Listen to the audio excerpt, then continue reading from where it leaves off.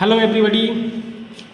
जैसा कि electricity part का पिछला हमने वीडियो बनाया था, उसके बाद ये इलेक्ट्रिसिटी चैप्टर का ही पार्ट आपका क्या है, फोर है। उसी में का क्या है, नेक्स्ट पार्ट है। तो हम यहाँ से क्या पढ़ेंगे, रेजिस्टेंस से पढ़ना हम क्या करेंगे, स्टार्ट करेंगे। तो सबसे पहले रेजिस्टेंस देखते हैं क्या है। तो रेजिस्टेंस का मतलब क्या होता है, रेजिस्टेंस का मतलब होता है प्रतिरोध। प्रतिरोध मतलब अवरोध, मतलब क्या, रुकावट। इसका मतलब क्या, रुकावट।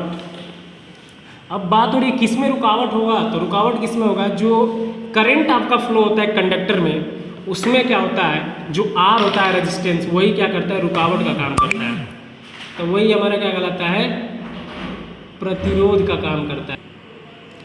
तो रेजिस्टेंस, तो it is the property of a conductor, मतलब एक कंडक्टर की क्या होती है, ऐसी प्रॉपर्टी होती है दैट की oppose the flow of current. जो करंट है, करंट के फ्लो को क्या करता है, अपोज करता है, मतलब उसका विरोध करता है, रोकता है करंट को फ्लो होने से। तो इट इज, तो क्या कहलाता है हमारा, रेजिस्टेंस कहलाता है। और it is represented by R. तो और रेजिस्टेंस को हम कैसे डिनोट करते हैं, मतलब कैसे, किससे रिप्रेजेंट किया जाता है, तो कैपिटल आर से रिप्रेजेंट किया जाता है आपका रेजिस्टेंस को। और इसका जो यूनिट होता है, तो ये यूनिट क्या होता है, ये इस प्रकार से यूनिट बनता है। और इसका क्या नाम है, तो हम क्या बात कर रहे थे, आपका SI unit of resistance.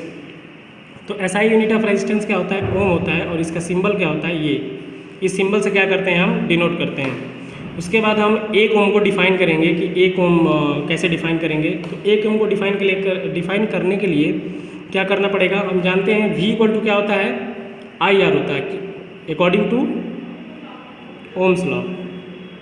According to Ohm's law, Ohm's law के अनुसार क्या होता है हमारा, V इक्वल टू IR होता है। तो यहाँ से जब R का वैल्यू निकालेंगे तो हमारा क्या हो जाएगा, V अपान I। तब यहाँ से अगर हम जो वोल्टेज है वो 1 वोल्ट कर ले और करंट हम क्या कर लें, 1 एम्पियर कर लें, तो जो हमारा रेजिस्टेंस होगा वो 1 ओम के बराबर आ जाएगा। तो इसको डिफाइन कैसे करेंगे, the resistance of conductor, correct, conductor का जो रेजिस्टेंस है, इट्स सेड टू बी 1 ओम। मतलब हम 1 ओम कहेंगे, कह सकते हैं या कहेंगे जब potential difference across the conductor is 1 volt. मतलब जो पोटेंशियल डिफरेंस है वो कंडक्टर से कितना है, 1 वोल्ट होते हुए जाता है। और उसमें करंट कितना फ्लो हो रहा है, करंट फ्लोइंग थ्रू 1 एम्पियर। मतलब किसी कंडक्टर में करंट 1 एम्पियर फ्लो कर रहा है और वोल्ट 1 वोल्ट फ्लो कर रहा है, तो रेजिस्टेंस हमारा कितने के बराबर होगा, 1 ओम के बराबर होगा। तो ऐसे हम क्या कर सकते हैं, डिफाइन कर सकते हैं। इसके बाद हम रियोस्टेट के बारे में बात करेंगे। रियोस्टेट क्या होता है, तो रियोस्टेट क्या होता है, यह एक ऐसी प्रॉपर्टी होती है जो करंट को क्या करता है, जो वैरी कर रहे हैं।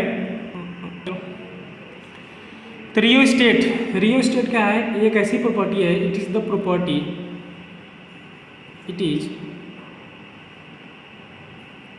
प्रॉपर्टी ऑफ, तो यह एक ऐसी प्रॉपर्टी होती है, प्रॉपर्टी ऑफ कंडक्टर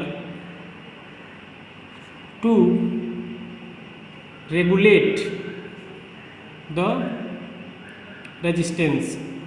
ये रेजिस्टेंस को क्या करता है, रेगुलेट करता है। जैसे रेजिस्टेंस आपका फ्लो हो रहा है, मतलब इतना हो रहा है किसी कंडक्टर में, और वो वैरी कर रहा है, मतलब अलग अलग करके चल रहे हैं, तो उस रेजिस्टेंस को क्या करता है, ये वैरी करने का काम करता है। मतलब नियम से क्या करता है, उसमें रेजिस्टेंस देता है। तो V बराबर हम क्या जानते हैं, IR, और I बराबर क्या होगा, V अपान R। तो सो दैट, जैसे कि दिखाया गया है कि करंट थ्रू कंडक्टर रजिस्टर, मतलब जब कोई करंट है किसी कंडक्टर के थ्रू जाता है तो is inversely proportional of its resistance. मतलब जो करंट है वो क्या होता है, जो रेजिस्टेंस है उसके क्या होता है, इन्वर्सली प्रोपोर्शनल होता है। यानी I is directly proportional, inversely proportional to 1 upon R। So हम कह सकते हैं कि इट इज इंक्रीज और decrease the current accordingly in the circuit a component. मतलब किसी कंपोनेंट के सर्किट में अगर करंट क्या कर रहा है, इंक्रीज कर रहा है, डिक्रीज कर रहा है, तो वो क्या कहलाएगा, हमारा रियोस्टेट कहलाता है। मतलब किसी कंपोनेंट में आपका जो करंट है वो वैरी कर रहा है। तो वैरी मतलब क्या, अगर करंट आपका क्या करेगा, इंक्रीज करेगा, तो हमारा रेजिस्टेंस क्या होगा, अलग होगा। अगर यह ऊपर बढ़ेगा तो ये आपका क्या होगा, नीचे, मतलब वैरी करेगा। तो इसे क्या करता है, रियोस्टेट कंट्रोल करने का काम करता है। And that regulate the current without changing potential difference.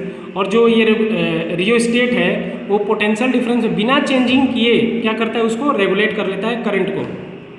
और रिप्रेजेंटेड बाय आर एच। और रियोस्टेट को किससे रिप्रेजेंट किया जाता है, क्या किया जाता है, आर एच से रिप्रेजेंट करते हैं। इसको डायग्राम में कैसे शो करते हैं कि इसमें रियोस्टेट है कि नहीं है, तो इट इज सिंबल, मतलब कैसे शो करते हैं, रेजिस्टेंस जैसे बनता है उसका सिंबल बनाते हैं, उसके बाद एक क्रॉस जब एरो लगा देंगे तो क्या हो जाता है, हमारा रियोस्टेट हो जाता है। और ये यहाँ से आपका इस तरह से भी हम क्या करते हैं, शो कराते हैं। इसके बाद it is the conductor has less resistance. ये जो कंडक्टर होता है, अगर कर है कंडक्टर का रेजिस्टेंस लेस है, then more current will flow through it. जैसा कि यहाँ पे देख रहे हैं, क्या इन्वर्सली प्रोपोर्शनल है। अगर करंट क्या रहेगा, लेस रहेगा, तो रेजिस्टेंस क्या रहेगा, हमारा हाई रहेगा। ये तो वैसे ही दिख रहा है। इसके रेजिस्टेंस ऑफ कंडक्टर डिपेंड्स, मतलब जो कंडक्टर है, कंडक्टर के जो रेजिस्टेंस है उसके क्या फैक्टर हैं और किस पे वो डिपेंड करते हैं। तो रेजिस्टेंस, कंडक्टर का जो रेजिस्टेंस होता है किस पे डिपेंड करता है, ऑन इट्स लेंथ। जो रेजिस्टेंस होता है वो किस पे होता है, लेंथ पर डिपेंड करता है। और on it's cross section area, मतलब जो रेजिस्टेंस है वो डायरेक्टली इन्वर्सली प्रोपोर्शनल होता है 1/A के। On the nature of material. और तीसरा जो प्रॉपर्टी है कि मतलब जो कंडक्टर का रेजिस्टेंस है वो मटेरियल के नेचर पे डिपेंड करता है, मतलब कैसा बना है वो, आयरन कॉपर से बना है, सिल्वर से बना है, मतलब किस टाइप के मेटल से बना है, तो उस पर भी डिपेंड करता है। जैसे एलॉय का जो रेजिस्टेंस होता है कहता है बहुत ही हाई होता है, ठीक है। तो रेजिस्टेंस, ये सिंबल बना है आपका रेजिस्टेंस जो है, और ये बीच में सिंबल बना है आपका ओम का। एल मतलब जो रेजिस्टेंस है वो एल के क्या है, डायरेक्टली प्रोपोर्शनल होता है लेंथ के, और इन्वर्सली प्रोपोर्शनल होता है क्रॉस सेक्शन एरिया, जिसे हम एल से क्या करते हैं, डिनोट करते हैं। तो अगर हम इसको सॉल्व करें तो और is directly proportional to L/A। और जब ये प्रोपोर्शनलिटी हम हटाते हैं तो प्रोपोर्शनलिटी की जगह आपका क्या आ जाएगा, रो आ जाता है। इसको क्या बोलते हैं, रो बोलते हैं। और इसका क्या नाम है, रेसिस्टिविटी, इसे ही बोलते हैं।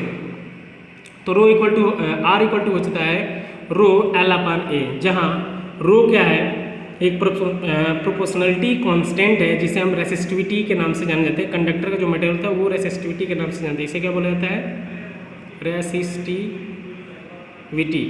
इसे क्या बोला जाता है, रेसिस्टिविटी। अब हम रेसिस्टिविटी देखते हैं, रेसिस्टिविटी क्या होता है। तो रेसिस्टिविटी को ऐसे रो से हम डिनोट करते हैं, इस प्रकार से सिंबल बनता है। The resistance offered by a wire of unit length and unit cross section area is called resistivity.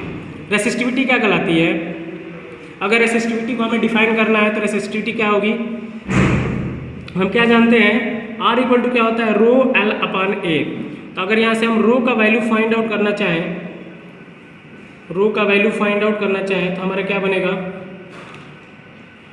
R cross section area upon length. ये आपका क्या बनेगा, रो की वैल्यू आपको मिल जाएगी। तो वही कह रहा है रेजिस्टेंस ऑफर, क्या रेजिस्टेंस क्या ऑफर करता है कि जो क्रॉस सेक्शन एरिया है और वायर का जो लेंथ है इसकी क्या होता है, अनुपात को हम क्या बोलते हैं, रेशियो क्या बोलते हैं, हम रेसिस्टिविटी बोलते हैं। इसका SI यूनिट अगर हम निकालें रो का, तो SI यूनिट या रेजिस्टेंस का क्या हो गया, हमारा ओम हो गया, और ये आपका क्या हो गया, मीटर स्क्वायर, और ये अपन मीटर। तो इससे कैंसिल हो जाएगा और हमारा क्या बन जाता है, ओम मीटर। जैसे कि यहाँ पे दिया है, देखिए R equal to row L/A। तो रो का वैल्यू निकालेंगे तो R/L। तो यहाँ से वैल्यू पुटअप करेंगे, R का वैल्यू क्या हो गया, यूनिट रो, और एरिया, तो SI यूनिट हमारा क्या हुआ, ओम मीटर, और इसे कैंसिल हो जाएगा, हमारा क्या हो जाता है, ओम मीटर। ठीक है। अब इसके बाद हम देखते हैं क्या दिया है नेक्स्ट। लास्ट में कह रहा है कि for a material irrespective of length and area, करे किसी मटेरियल के लिए जो एरिया और लेंथ होता है वो इररिस्पेक्टिव होता है, मतलब लेंथ अलग होगा तो एरिया अलग होगी, of the resistivity of constant. तो जो मटेरियल का जो रेसिस्टिविटी होता है वो कांस्टेंट होता है, मतलब हर एक मटेरियल के लिए जो रेसिस्टिविटी होती है वो कांस्टेंट है। जैसे अगर मैगजीन का हम अगर रेसिस्टिविटी निकालते हैं, इसका 1.84 इंटू 10⁻⁻6 ओम मीटर आपका होता है। आपके बुक में NCERT वाले में क्वेश्चन दिया होगा, तो उसकी रेसिस्टिविटी क्या होती है, इतनी होती है, मतलब हर एक मटेरियल का फिक्स होता है। कहने का मतलब ये resistivity of a material varies with temperature. अब ये जो आपका रेसिस्टिविटी है ये 20 डिग्री सेल्सियस टेम्परेचर पर इतना रेसिस्टिविटी मिलता है उस मैग्नीज वायर का जो मटेरियल है आपका। करा resistivity of material varies with temperature. अगर टेम्परेचर वेरीज करेगा तो मटेरियल की रेसिस्टिविटी भी क्या करेगी, वेरी करेगी। Resistivity is the measure of resistance of a material wire, sorry, the resistivity is the measure of resistance of material. मतलब resistivity हम क्या कह सकते हैं कि मटेरियल का जो रेजिस्टेंस होता है उसका वो मेजरमेंट होता है। मतलब जो मटेरियल का रेजिस्टेंस आएगा वही हमारा क्या कहलाता है, रेसिस्टिविटी कहलाता है, मतलब उसका मेजरमेंट कहलाता है, मतलब वो भी प्रतिरोध का काम करता है। तो ये क्या करता है, उसको रेगुलेट करने का काम करता है। तो कह सकते हैं कि ये इसका क्या है, मेजर है, मेजरमेंट है। तो वायर, और नेक्स्ट है आपका wire the material resist current flow, यानी कि जो रेसिस्टिविटी है वो क्या करेगी, जो मटेरियल होगा और उसमें जो करंट फ्लो कर रहा है उसको क्या करता है, रेसिस्ट करेगा। ठीक है। Next, resistivity of N alloy.